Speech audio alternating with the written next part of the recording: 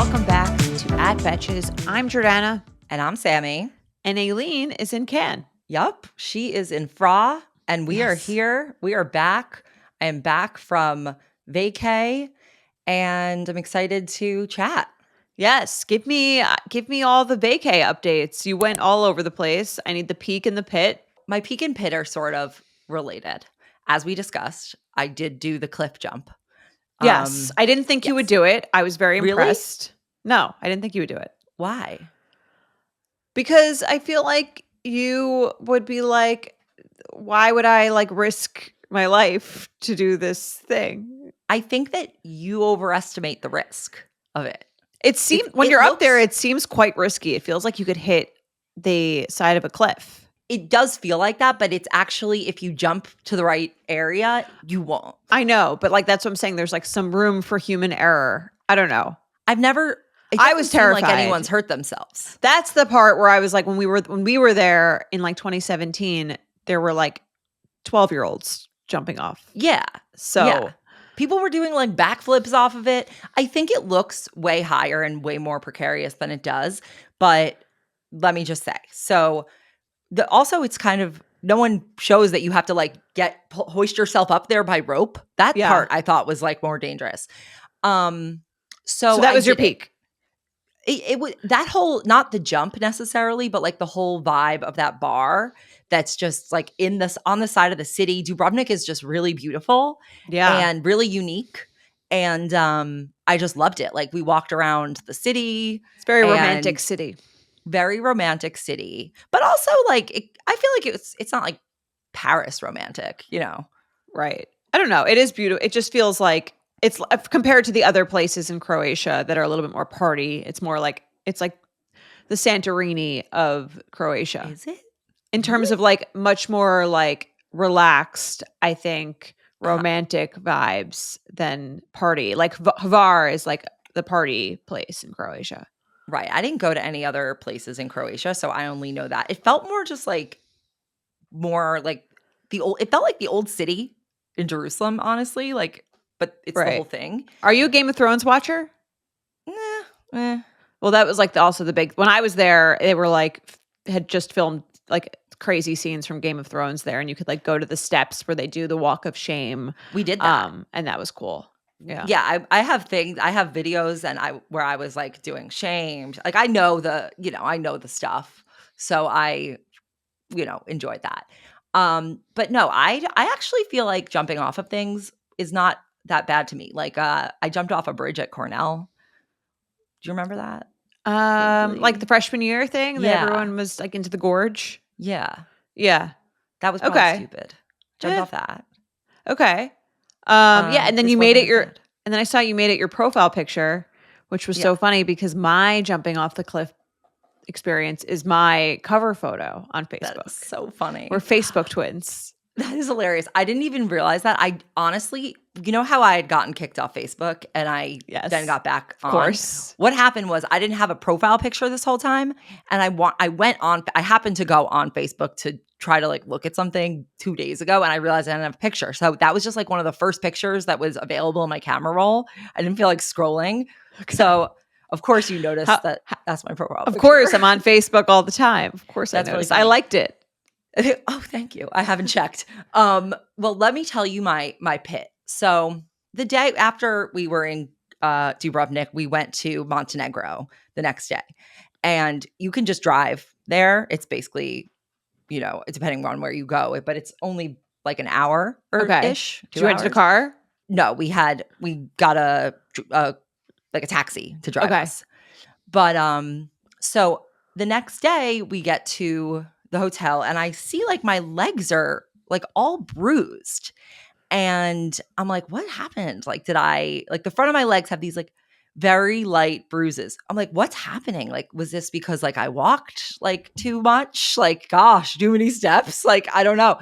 So I'm like, all right, maybe it's just something weird, but I'm like a little weirded out.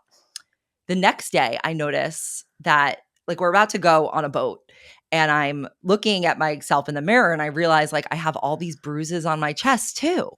And I'm like, what's happening to me? And I'm Googling like symptoms, like bruising, like what is sudden bruising? Why is this happening? It's all like leukemia. Like get of course. Yeah. And so we're about to go on this boat, and I'm convinced that like I'm gonna die. I'm like, oh my God. How what dark if is the bruising? Because I don't see anything. It was like fairly light, but it was the fact that it was there and it was sort of all over, and it didn't really make sense to me. So I'm like, what's happening to me? I'm freaking out. I'm like already at like the bargaining stage of grief. And I'm like, and then Avi I realized. Avi didn't say anything? What was Avi's thought while you were freaking out? He was like, I don't know. Like, I don't know what it could be from. Like, we could go to, a doctor or something, but, we're about to go on this boat. And so then finally I realized, like, oh, it's from the belly flop. It's from hitting the water. I'm surprised neither of you put that together. It was my immediate thought when you were saying this. I did not, because it didn't hurt that much. It looked pretty painful. It didn't hurt?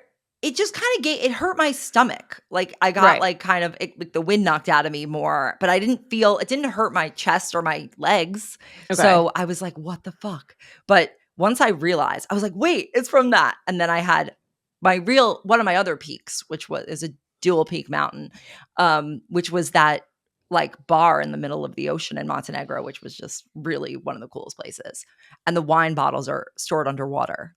Very cool. I don't know much about Montenegro. What is its deal? It's very small. It's like 600,000 people. What language do they speak there? They speak like Croatian. I think they speak maybe Czech. They spoke a lot of English. Okay. I think they're very. Have you seen other people go there? Like, where did you get the idea to go to Montenegro?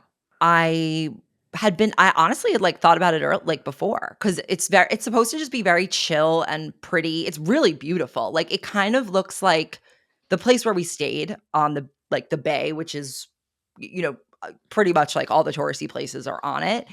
It's it kind of looks like Lake Como, feels a little bit like it, but it's, connected to the ocean. So it's not quite the same thing, but it's gorgeous and like very untouched, very like casual, and the people who own this bar in the middle of the ocean with the underwater wine, they started this during COVID as a joke because they didn't have anything to do, and it's become like a tour, like a cool tourist thing. It's just a very like relaxing.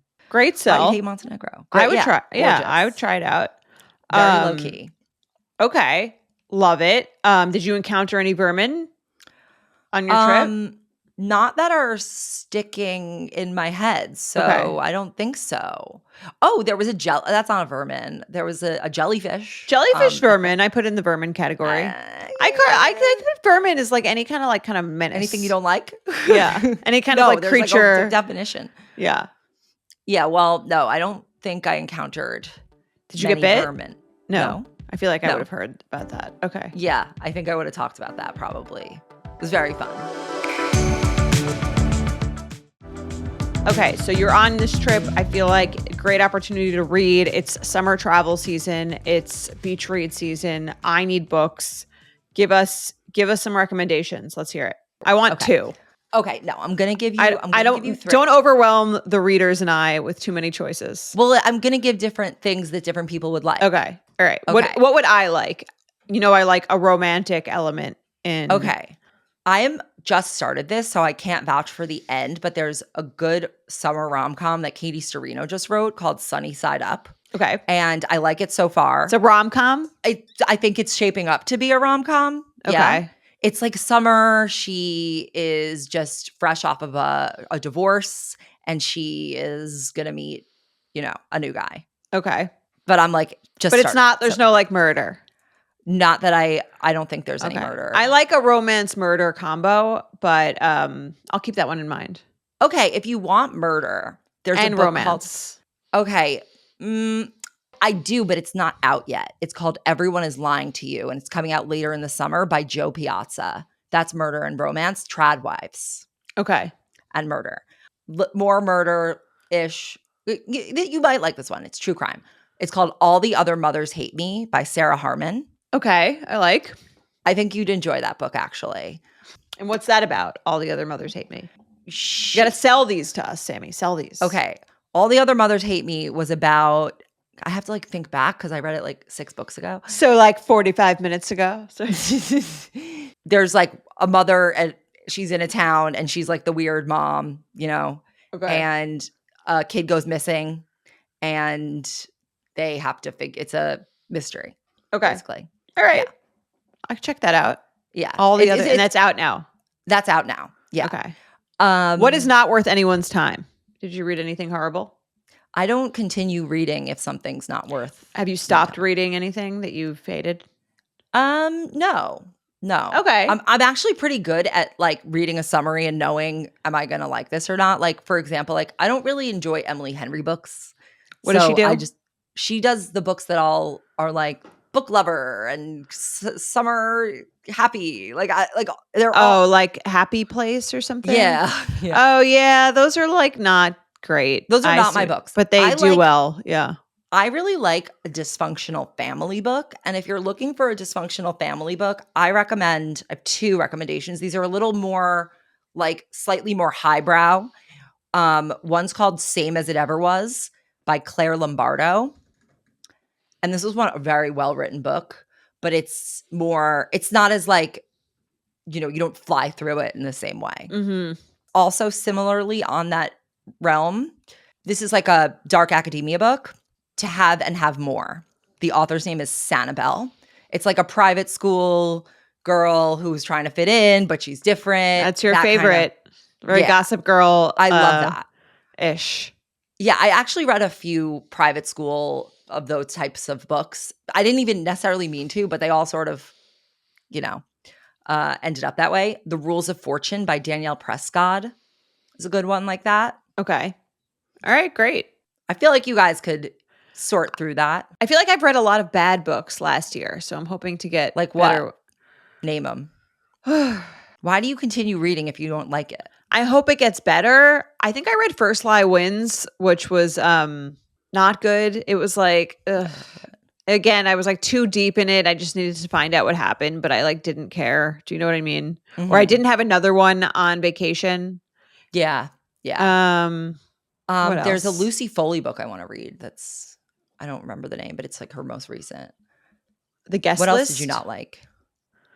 I think The Guest List was fine by Lucy Foley. I don't think it was The Guest List. There's another one. It's like The Midnight Feast or something.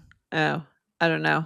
I don't remember I love The Winner. The Winner is like a book I really liked. The Winner. It was very good. I know you love the plot. Of course. I read the sequel when I on vacation in February. Not as good. It was like fine. I liked it. If I finished it, I liked it. It wasn't as good as the plot, but it was fine. No, the plot was amazing, but I still liked it. Sometimes it goes they go a little off the rails towards the end. Do you feel like they like try to just like throw a bunch of different subplot twists and like I want like one. Here's the issue with a lot of these books. There's too many twists. I want like one really high level twist. I don't need like 15 small twists. Well, maybe I don't know. Leave in the comments if you prefer one high level twist or 15 or so small twists. Small sub twists. I think it really depends like what they are, how it, you know. That's fair. But speaking of movies and entertainment with twists, should we discuss Echo Valley? Yeah. That was some heavy shit, let's just say. Big twist. Big twist. In the middle, though. Yeah.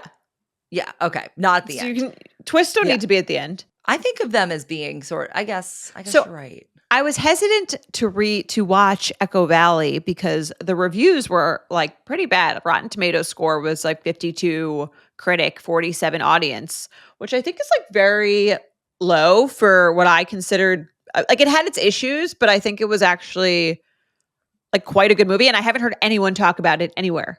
I haven't either. I hadn't heard about it until you told me to watch it. And then I didn't know how it was reviewed, literally didn't know anything going into it, had no clue what it was going to be about. And it's a lot. Yeah. Spoilers from here on out. It's been out since June 6th, which I didn't see any marketing. I haven't seen any marketing. I just happened to be browsing, I think, Apple, and it came up, and it was like, also just I'm surprised there was no marketing given the cast. It's like Julianne Moore and Sydney Sweeney. Yes. And they're both like superb. I thought they were both really, really, really good. Right. I don't understand. Maybe they marketed it to the wrong people or something. It just didn't reach us. And the people didn't. Maybe it's like they marketed to people they thought would like it, but those weren't the people who enjoy like it. I really thought they were both great in it. I don't see what warrants like such a mediocre score. Same. Other than it's really upsetting to watch. That usually doesn't give you a mediocre score. The upsettingness. I mean, I watched The Brutalist. That movie's pretty upsetting. I haven't seen that. Pretty well rated from what I've seen. I bought Sinners on Fandango at home. I'm going to watch that later. That's very well rated also. What did you think? What's your initial thoughts on it? My initial thoughts were extreme discomfort at how sad and extreme it was, and it felt very realistic. Like a very realistic portrayal of what someone in that situation is like, for context for the audience. Yeah, give a little high level plot. Yeah. Julianne Moore is Sydney Sweeney's mom, and she lives on a farm in Pennsylvania. She's her wife had died, and her ex-husband was kind of helping to like support her ex-husband's Trey. Yeah. Yes. Trey McDougal, of course. Looked great. Yeah. I'm surprised he took this role. It was so small. He had literally one scene. It was surprising. Maybe why not? He was good in it. Yeah. You show up, you get a credit, you probably get more money than that. Yeah. You learn that Sydney Sweeney is a drug addict and but really has been in and out of rehab, and Julianne Moore has basically destroyed her own finances to try to get her better. And she teaches horse lessons on her big farm, but the farm's really not doing well, and she might have to sell it. Sydney Sweeney shows up and is just harassing her for money, and I thought it was interesting because she's not just showing up and harassing her for money. I thought it was good and interesting that they showed sort of the double side of her. There is a part of her that's sweet, and there almost seems like there's a little bit of a codependent lovingness to her. It's not like she just is a monster. I didn't really see a good side of her, but more as I saw Julianne Moore as a mom being just that primal instinct to do whatever you would for your kid, no matter what. Well, even in the flashbacks to the wedding where she's standing there and she's hugging, just the flashbacks to her hugging her, or some sort of other time when she was sweet, innocent. Or when she was innocent. Yeah. And she's just obviously very manipulative. Sad. Yeah. Right. I couldn't like her because, spoiler alert, she basically threw her boyfriend's suitcase off a bridge, and there was $10,000 worth of drugs in it, and she has to now get this guy paid back, and he's threatening her, and he's threatening her mother, and she is now threatening that if Julianne Moore doesn't give her a check for $10,000, she's going to take the dog. And Julianne Moore is so sad, and she beats her up. Sydney Sweeney beats her up to try to get money. It's just Sydney Sweeney does an excellent mental breakdown. She does and Julianne Moore does an excellent victim of the mental breakdown. Yeah, but truly, and okay, at one point, Sydney Sweeney comes back with a dead body. She tells her mom that it's her boyfriend, and her mom disposes of the body at the bottom of a lake. Wait, this was the biggest plot hole for me. How would she ever find the body after she disposed That of it? was one plot hole. Yes, how she manages to find it. That was crazy. The other plot hole is, okay, so basically Sydney Sweeney tells her mom that she killed her boyfriend, and she panicked, and he's in the trunk. Again, when I first saw him, I was like, it seems unlikely that she would be able to do this. The wrapping looked pretty nice, well tied up. It seemed unlikely she'd be able, especially as a drug addict, she'd be able to maneuver that and then get him into the car. It's heavy, a dead body. Yeah, alone. Yes, so that was surprising. Again, I'm willing to let that one go. Yeah, same. And then basically, Julianne Moore follows her because she stops answering her phone, and she finds that she sees the boyfriend. So they basically like Sydney Sweeney manipulate and the other drug addicts like manipulate Julianne Moore into hiding and killing this dead body for them. And hiding the getting rid of the body. And it's basically because her boyfriend, in order to get back the money that he had lost from the other drug dealer that comes by and beats up Sydney Sweeney also, he had to cut the drugs with fentanyl, and this guy who was doing the drugs died. And so now they're covering up the body. That seemed to me like that was the biggest plot hole to me, because it's like, why would this guy die right in front of his drug dealer, like immediately? No, that made sense. You think? It's like that would happen in Euphoria. Like he dies right in front of the drug dealer, and then the drug dealer has to dispose of the body. Why wouldn't he just like leave? Maybe because the higher level drug dealer was like, I don't want this to get traced to me. This is your problem because you've screwed up like a few times. I think that this isn't like, it's not within the rule of law. Right. It's I just feel like you would do the drugs after the dealer left. No, I don't think so. Okay. Yeah. All right. What not a plot hole. Was not a plot hole as much as how did she find the body at the bottom of the lake and get it back up? Even her and her friend who eventually did that. Right. The friend down to help her. She goes to the friends. I don't know why she also like when what's the blonde guy's name? Who's also a good actor. Yeah. Jackie. I don't know why when she's the big drug dealer. Right. When she's talking to Jackie on her like camera and he's like, we got to speak. I don't know why she would like go back. I feel like you'd be like a little bit more scared. I don't know why I'd be like, oh yeah, I'll see you at 12 and then go alone. And I don't know. Because she's probably afraid that he's going to hurt her daughter. Ultimately, all of this was that she would do anything for her daughter. And I think really fucked up part is that she knew it and she found her texts. Right. She was like, my mom would do anything for me because of her unconditional love. It's like, oh, how dare she? Right. Like, it's so, so, so sad. I don't know. I found it like really hard to watch. I just don't get why. Well, what'd you think of the end? To finish out the plot, basically Jackie comes to like blackmail Julianne Moore, saying, I know that you hid this body and like I'm gonna tries to extort her. Yeah, I'm gonna like tell unless you give me all this money. And she's like, I don't have any money. And so he's like, okay, we're gonna burn down your farm or your horse. We're gonna kill all your horses in a fire so that you get the insurance money for the horses, and then like you'll use that to pay me back. But he also and I'm gonna say her with a needle. Yes. I don't see why he needed, I mean, I guess just as a why also not? Like that could have killed her, and then what? If he called the cops, wouldn't he go to jail also as the drug dealer? That part I didn't fully understand. Or like at that point, their daughter, it's all about her protecting her daughter. I guess. I think at that time, once I saw the text and I was like, my daughter's trying to like literally throw me under the bus, I think I would be like, I think it's time to go to the cops. The unbelievable part was like sort of the extent to which this was happening. There was a part of me that was like, I think at this point you would go to the cops. Or like, I don't think the guy would blackmail her if he... Well, she did hide the body.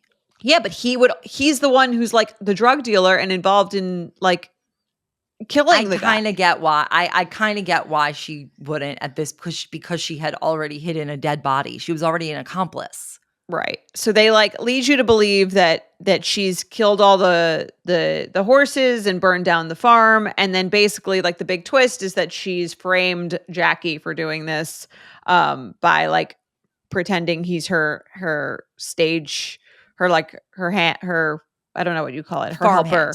Farmhand. Yeah. Which was a solid twist. I mean, I wasn't like shocked. I just, when she was it seemed like she was killing the horses. It just seemed unlikely because it seemed like that was all she had. Yeah. Also, the whole thing seemed, for me, the way the plan worked out seemed unlikely to go that smoothly, but it did. Right. And then it ends with like Sydney Sweeney texting her being like, I'm really sorry. And then you're not back.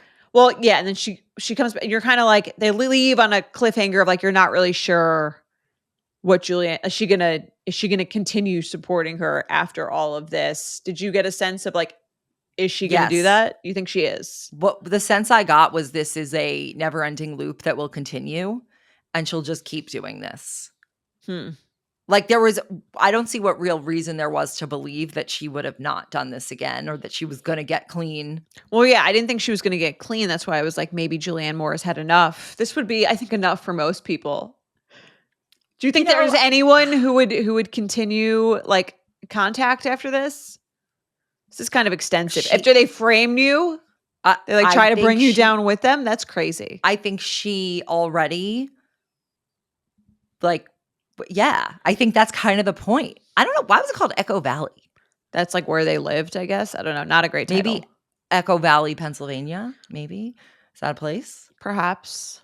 We could Google that. Or it's like, it just keeps happening again. So I guess it's echo. Like it keep doing it. I guess it's also showing that like Julianne Moore doesn't really have much else in her life besides this. Like she's very lonely. That was a huge piece of it. It's like her daughter's her whole life and her daughter knew that and her daughter's addicted. Like I think this is also a piece of it. Like this is an addiction. It's an actual, this is like maybe it was just kind of trying to show the depths of this type of disease. Right. Which is real. Right. Right. Yeah. Which is like sort of what it turns you into, like someone who could be capable of these kinds of things. And you hear stories about that, like stealing. And the people around you. Yeah. Which is something to think about. It's like all the people around you have to deal with this and they don't even feel like they get to be high, Right. But yeah, I'd recommend it if we didn't spoil the whole thing for you already and you want to check it out. I thought it was really good. Really great acting. Yeah, we better than Sirens. Definitely better than Sirens, but it I don't know why the Rotten Tomatoes. This is why I don't go by Rotten Tomatoes. I do. I feel like they're more likely to be accurate than not, but this one I thought they missed the ball. Yeah. Oh well. Our next segment is brought to you by American Home Shield. There's nothing we love more than some good gossip. So to round out this episode, let's talk about some of the wildest headlines we saw this week and that we need to discuss ASAP, because we know you're here to get your gossip fix. I'm excited to talk about this one. It's about my favorite show, The White Lotus. Yes. Jason Issacs, who does seem very loose-lipped. That's what I get. That's what I get from any press news I hear from him is he just like spills. He's not very discreet. He was talking shit about Parker Posey this week. What else did he say about Parker Posey? He basically was like she was a nightmare on set, kind of. Really? Yeah, that's basically that was the gist. All right. And tell us, what did he say about the salaries? So he did an interview where he said that everyone on the White Lotus, well, this is like known to be a thing, but he said that the White Lotus salary, which is a flat $40,000 per episode, is a low rate compared to other major television productions. And he basically said that this is their policy, that all main cast members receive the same compensation regardless of their fame or experience, and they all get credits in alphabetical order. But he wasn't like being shady about it. He was actually saying that he likes it, that he thought it was a great opportunity and people would pay to be on it. So, yeah. I thought it was very interesting. I did not know that. I guess you do get 6 months at the Four Seasons, which is nice, but you're working. I think you have to pay for your incidentals, though. So you're paying for like, I did read that somewhere. So like, what's his name? Walton Goggins said he spent like his whole paycheck on like almonds. But Walton Goggins has made so much more money from this than that. From like he's doing so many brand deals. Did I see him on a Walmart ad? I think all of them get this catapults people into fame. I actually love this. There's a lot of reasons why I love this, because I think it's obviously a show that has done this for itself. If people couldn't, like, it's a great example of supply and demand, right? People are taking the rate that is offered. It's an expensive thing to produce, I imagine, because it's, you're going all over the world, and because it provides opportunities. I kind of love it. It probably creates like a great dynamic too, where there's not like tension over like who's paid more. Like should be paid more. The actors aren't there for the money. They're there so that because they want to do like an incredible job, and they're really big fans of the show. Like that's why they're there. Yeah, which I love. I also think it attracts actors who are like of their level. So you know what I mean? Where it's not like no-name actors, but it's not super A-list people. Like, I think it attracts like the perfect level of fame people, where it's like people who have a lot of talent, haven't played many main characters, but people kind of know of them and they're like excited to see them on screen. But they're like the perfect level of famous before this. Right. I think the reason it works actually is because you don't have such strong associations with any of them before. Like you might have certain with some of them, but they don't interfere. Like they usually are playing two type rather than interfering where you're like, oh, I can't see that person is being like this. Right. You know, like they play something that sort of makes sense for them. I agree with that. So I love it. I love it too. Have you ever heard anything about the next season? No, I actually haven't. Just that it is happening. It's happening. Did you think that the number was going to be 40,000? I think I knew that it was quite low. Because is that how low you thought it was? Yeah, I did. I think I knew that like the whole season they don't make more than like they definitely don't make more than like 500,000 for the whole season. Like I'm pretty sure I knew that. Okay. Honestly, it's a pleasure to be here. And I think only one person turned it down because of the salary, and that was Woody Harrelson. Interesting. I could see how Woody Harrelson would be like, I don't really need this right now. Yeah, I mean, it's not that you're not sacrificing no time or any part of your life. Like, I think it is 6 months, shoot. Right? I think it's 6 months. I don't know how many months it is, but I think it is a fairly grueling shoot, and it's like you're living with your co-stars. There's not really separation between, you know, and then you have Jason Isaacs repeating everything that you fucking did, and that's why it stays with you forever. That adds to the fun of it. I feel like this season was the most like gossipy cast. I would love. Yes. They talked the most shit, I think, out of any other season. I think that maybe it was like a bit of a cattier season, possibly. It was also reportedly really hot, like so painfully hot. That makes sense. Because Thailand, obviously. Right. They probably they probably shoot it in the off season, I assume, when it's even like more wet and hot. Yes, and what I read is that they couldn't have air conditioners on during the day because it would interfere with the sound. So they all had to just deal with it. Be hot. Well, I think that works for Jason Isaacs' character, who always kind of seems like he's having like a panic attack. A breakdown, sweat, like induced something. Yeah. I was also reading something that it was like, you know how Brian Cox also kind of talks shit as a British actor? Mm-hmm. The American school of acting is a bit more method-y. So the people kind of like stay in character a bit more and are used to more high value productions rather than British actors who are used to kind of working in like lesser conditions. So they're okay with that. So, and they also, the way they're trained is just to turn it on or off so that they're not like staying in character. So I think they think the Americans are just a bit more like, babies. You guys are a lot.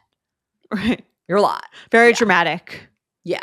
Who else is British besides Jason Isaacs? Of the cast? I think I'm just talking about him. Oh, just him. Okay. $40,000. Really? The dream is to make something that good that people will do we'll pay that, yeah. We'll be okay with. Because now it's season 3, right? So season 1, no one knows if anyone's going to even watch it.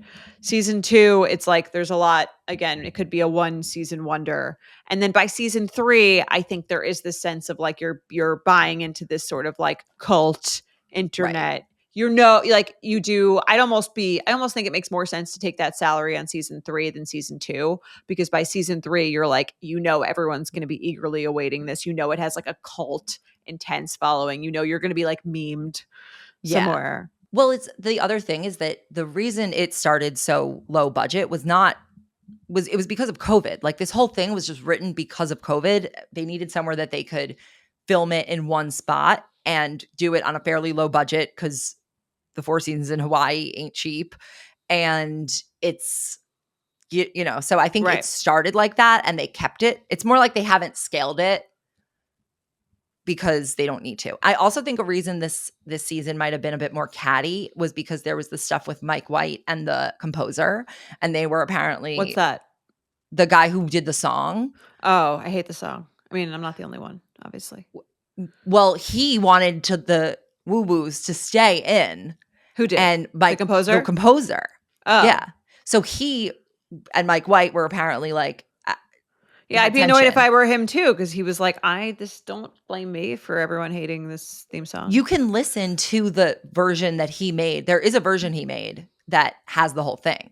There was like more to it that went into the woo-woos that everyone liked, which we expected it to happen. Yeah. And then Mike White was like, no, we're not. And so he didn't want to be pigeonholed into which is just, I think, not a smart move. It's just a signature. I mean, it was like being remixed. It was such a great. I agree. I don't know. There's articles about this. The composer is also very messy. He talks about it. He released it on his own YouTube channel. I want to go listen. I'm going to listen. I'll send it to you. Yeah. Okay. Great. But huge thanks to American Home Shield for partnering with us on today's Pop Culture Rundown. Just like your old dishwasher, the internet is constantly breaking. Don't let broken appliances break your stride. With a plan from American Home Shield, you can protect your covered home systems and appliances no matter their age. Visit ahs.com/betches to get 20% off any plan today and to see the promo details. That's ahs.com/betches. See ahs.com/contracts for coverage details, including limit amounts, fees, limitations, and exclusions. Okay, do we have a Betch of the week or someone we're sending to the Caymans? Jason Issacs for giving us the tea. Okay. He is Betchy. He is Betchy. Yes. Okay. He is Betchy. Betch of the week for, because he is like a catty little bitch. So yeah, I like it. Someone I think we should send to the Caymans, this is just going to come out of nowhere, is Jax Taylor. Although I feel like we've sent him already and it's not working. He's like Sydney Sweeney in Echo Valley. He's just wasting everyone's time and money. I haven't seen the most recent episode, but I am never against sending him to the Caymans. He is awful. He's never like not been awful. Is I guess my only thing. Well, the thing is, last night on Watch What Happens Live, he was on and the audience was polled on 2 questions. And the first was, do you think Jax is any better? And I think like 100% of people said no. Okay. And then it was like, which side are you on? And I think 100% of people said Britney. Wow. I mean, good. Yeah. If you're not pro Britney, there's some morality in America. I mean, he's just like really a monster. And it's like a line between funny monster. Right. And it's dangerous monster. It's kind of crazy because you think, and I was reading this Variety article about the Bally and Vanderpump Rules. And like, when you first watch Vanderpump Rules, obviously like it's kind of like the characters are just as fucked up as they ever were. It's just, you kind of like you see that next phase of life for them. And it just kind of goes to show you like you can't fully just grow out of being this kind of person. Like you always kind of have it in you. I think some people can grow out of it. Maybe people not on reality TV. The thing is they're incentivized to do bad things because why would you watch someone becoming a functional person? Like why would you watch someone healing? That's not that interesting.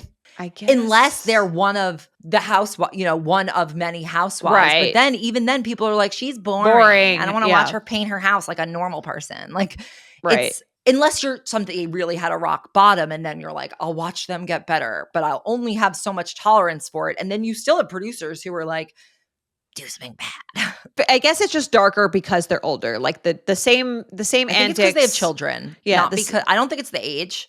I think it's actually because they have small children. Right.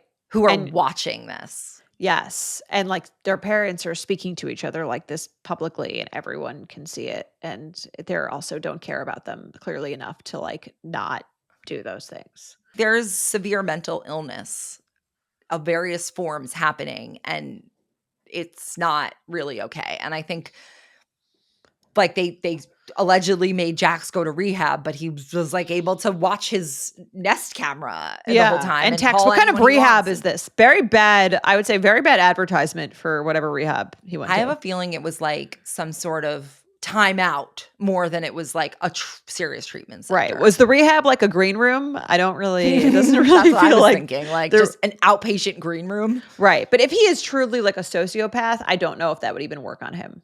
No, it probably wouldn't. Well, did you watch Next Gen? I watched an episode. I didn't love it, but like I might. It's kind of I feel like I'll keep watching in the background and hope it gets better. But I'm not like excited for a new episode. People seem to like it. I think it could be like a Summer House type thing, where in the beginning it wasn't as exciting because you didn't know the people, you weren't as invested. But it could be. Again, I'm not like it wasn't like horrible. There was something that. I didn't love about it, but I'll give it. It was one episode. I'll give it. I might watch the whole season, I think. Okay. So, all right. Yeah.